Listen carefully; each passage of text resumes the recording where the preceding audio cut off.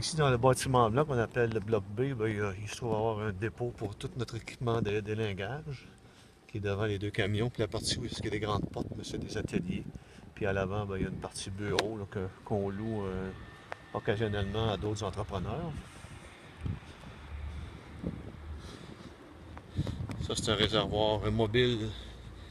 On en avait deux ici, justement. On en a envoyé un sur notre contrat, là, au kilomètre, c'est-à-dire sur la ligne à haute tension, là, 70 000 au nord de Bécomo. Contrat avec 5 hélicoptères. Fait que c'est un gros réservoir comme ça qu'on a déplacé il y a 2 semaines. Et ça ici, le bloc beige avec les portes blanches, ça va être le bloc C, qui lui nous sert d'entrepôt pour les appareils qui ne volent pas ou qui sont en attente de maintenance.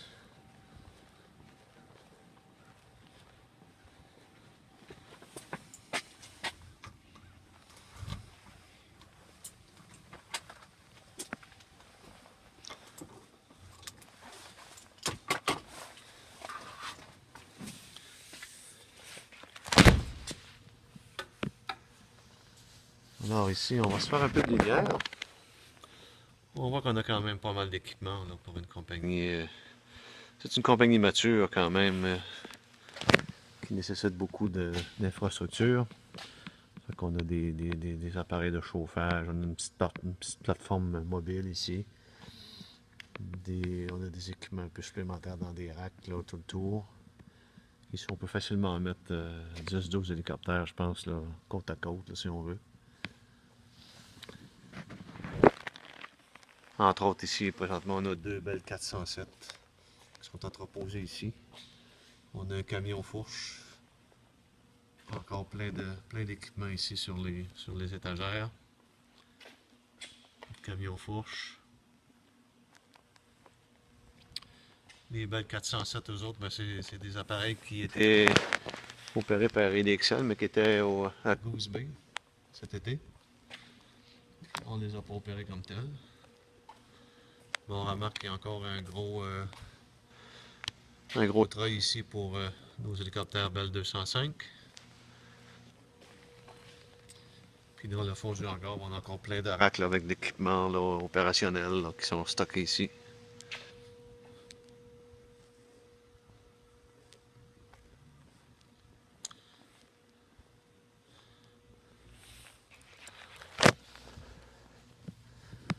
Alors, on voit qu'il y a beaucoup de sous qui dorment ici. Plusieurs millions de dollars d'appareils.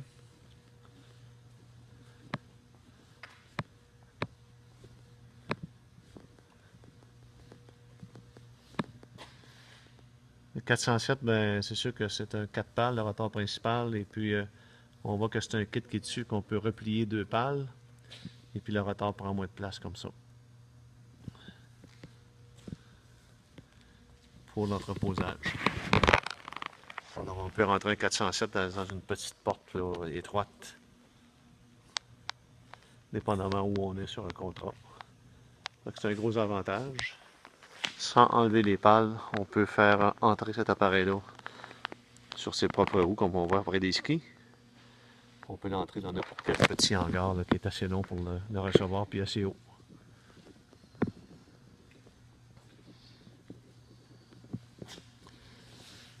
Okay.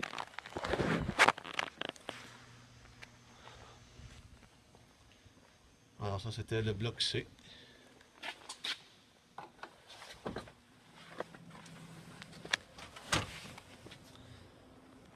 Et de retour dehors.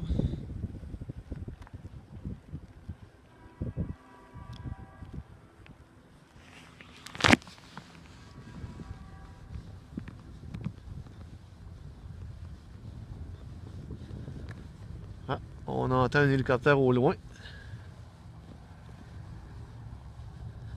Est-ce que c'est un appareil pour nous, peut-être? Je sais qu'il y a Benoît Allard qui est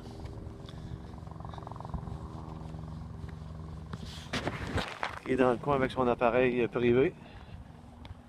Il y a des grosses chances que ce soit lui qui est de retour de son camp de chasse.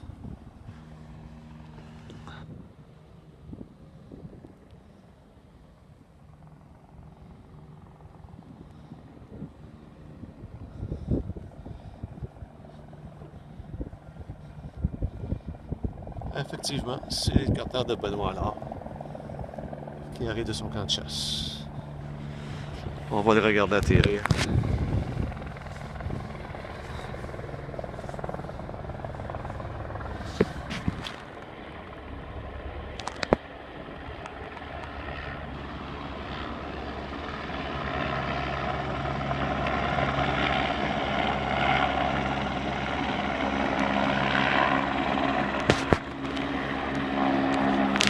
Et on continuera la vidéo un peu plus tard.